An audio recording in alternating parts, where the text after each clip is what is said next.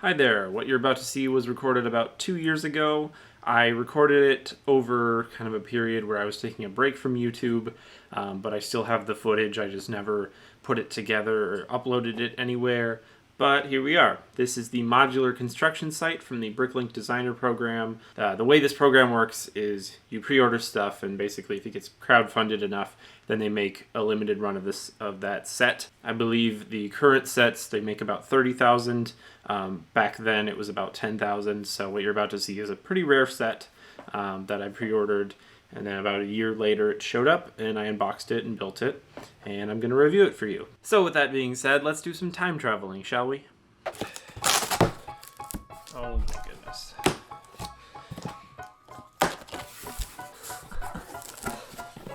Ooh.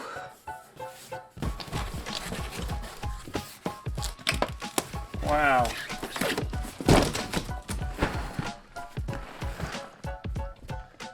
Okay, this is the Bricklink Designer Program modular construction site designed by Ryan Taggart there.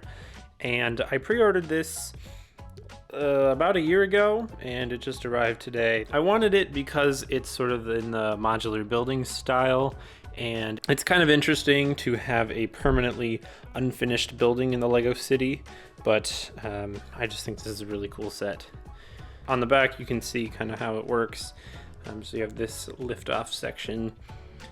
You got some stairs going up, of course the big tall crane there that's actually does go all the way down to the base and up, and these really nice kind of holographic stickers, so you know if this is a sealed copy or not if you were to buy one secondhand. Let's just devalue this by millions. Oh no. I do really like the fancy seals. It just makes it feel a lot more premium. And yeah, this set is now worth nothing. So there's just 3 internal boxes. Okay, they don't really seem to be organized by like box 1, 2, 3, because this is just random numbers, it appears. Okay, cool.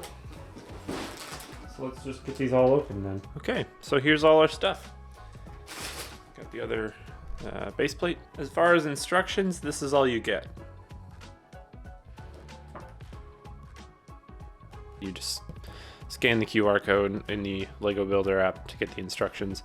I believe you can also get them online, just download the PDF, which looks a little more normal, or you just do this. So I'm gonna get building and then we'll talk about it. Well, I've built it and I gotta say this looks so much better in person than it does in any of the marketing photos and possibly even this video, but I'm gonna do my best to try to capture it for you guys. This thing is just great. So it's a base plate and a half, or 32 by 48 studs at the front.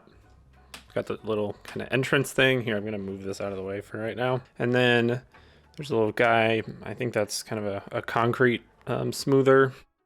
Then you have the inspector here, taking some photos, some other equipment, a little drink stand, and then of course the entrance to climb up the crane, and then some extra fuel for the crane as well. Then the building itself, the sidewalk is completely fenced off, which is, I think, a unique spin on the modular line, and also we have a yellow border instead, which I think should work fairly well considering that this is a construction zone, and this main lobby is really impressive. I really like how it's kind of suggested to be a skyscraper. I think it's very effective. And as you go up the levels, they kind of taper inwards, as a lot of skyscrapers do. Another thing you'll notice is that there's a lot of parts that are kind of a work in progress, so stuff is unfinished to the point where this side, these plants have things in them, but if I take this off, the plants are not in this one. You do have extra pieces. You could do that if you wanted to, but I think it's cool that they're specifically not designed to have plants in these ones, but there are in those. Flipping it around to the back, you can see kind of this scaffolding here, and you'll notice that throughout there's a lot of yellow beams that act as scaffolding for the main part, which I think is cool. It gives it a little bit of a Lego construction feel. You got a dude in there who's finishing up some of the tile work. And you can kind of see into the lobby a little better. There are these beams in the way, but they are kind of needed for structural support. And then, of course, this very nice stairwell all the way to the top. It's impressive. This whole thing is very impressive.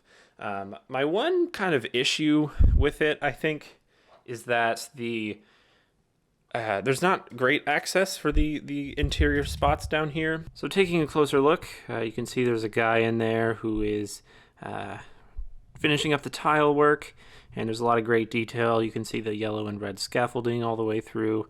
I think it looks really good, and the designer definitely did a good job capturing this detail, even though it's kind of hard to see with a human eye. Like, my camera is actually showing me things that I've never seen before right now, but it's still really awesome that it's there. And then spinning around to kind of the second level, you can see that there's these nice dark brown windows, and some of them have glass in them, but not all of them do, and that's also intentional by the designer to capture that. Like, yeah, this side, all the glass is in. This side, there's still some panels missing, but I think that's really cool. Looking around at the top, there's this really nice work table here with like a miter saw, and I think that's a drill press, and just some other drawers and stuff, and that's really cool.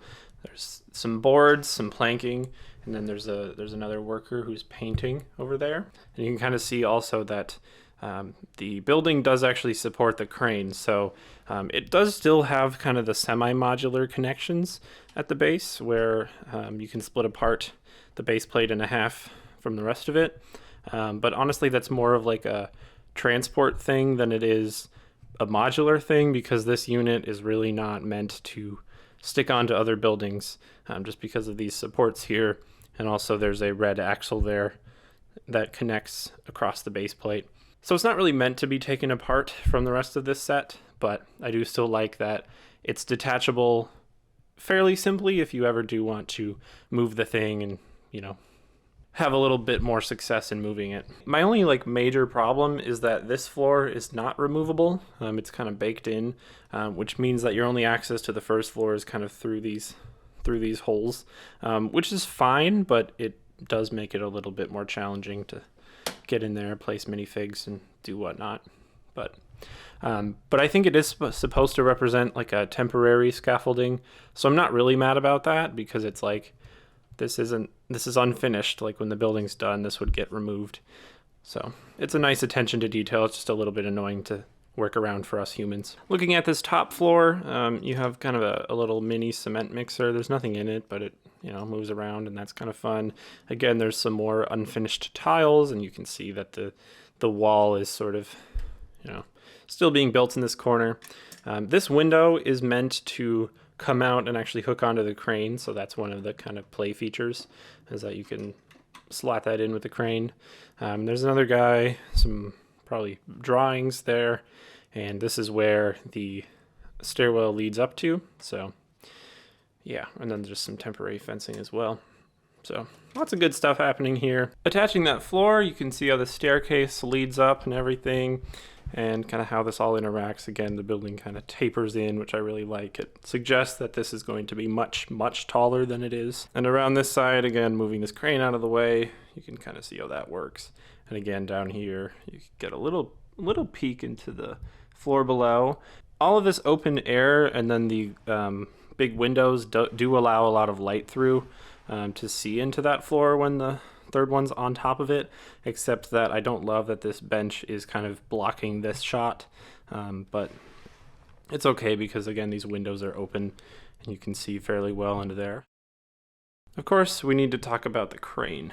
So your minifig can come all the way up, and then I think here they're supposed to get onto the back side of this, and then they're up onto this little platform section, and then there's another ladder to get all the way up to the top of the crane, which does have a fair amount of standing room on it. And then, of course, you can put a pilot inside of there and close them up. And yeah, there's a lot of counterweight back here, and this part was actually heavy. Like, when you build this thing, you build it kind of on the base, or you build it separate from the base before attaching it onto here. And once this is extended, it wants to tip that way. But then once you attach the counterweight, then it is balanced again. So up here, you have the little kind of adjustable pieces. These are just like Technic I don't even know what you'd call them, but you spin this and then they get longer or shorter, which help to just kind of tension everything. On this side, you have the crane for the winch. It's a little bit of a pain to get the rope fished through everywhere it needs to. And then this carriage is actually able to slide back and forth, and then the cable adjusts itself, so you can move things closer or farther away from the base of the crane, depending on where they need to go. And then, of course, you just have a basic hook here, and then you build up this porta potty, which is actually a really nice build. I really like, for how small and compact it is, I mean, you have everything you need there, so that's really cool. And there is enough line in the crane for it to actually go all the way down to the ground, and then some, allowing you to pick up your porta potty. Whee! Just takes a while. Then you can move it closer, slide it over to the build site, and then release it. I really like how kind of realistic and functional this crane is. It just reminds me a lot of kind of my childhood, playing with construction equipment, even Lego construction sets. But they never felt like this, where there was this comprehensive of a construction site. And I really just appreciate all the details in here. And of course, it's a modular building, so we gotta go put it down in the Lego city.